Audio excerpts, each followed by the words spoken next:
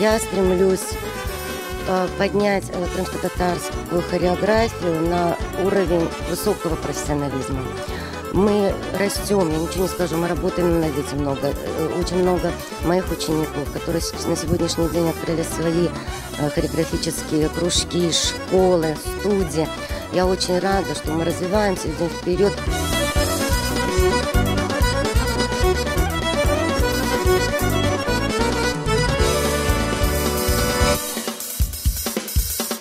Когда приходили домой гости, я делала импровизированные концерты, танцевала.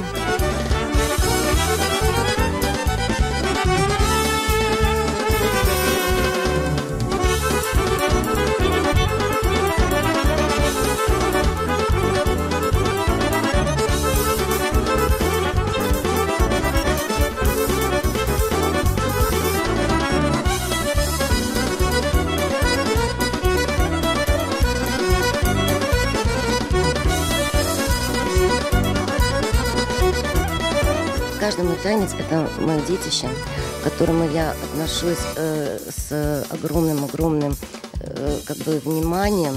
И когда выходит балет, то есть я не могу не обращать внимания на все эти тонкости. Что такое тонкость? То есть нюансы.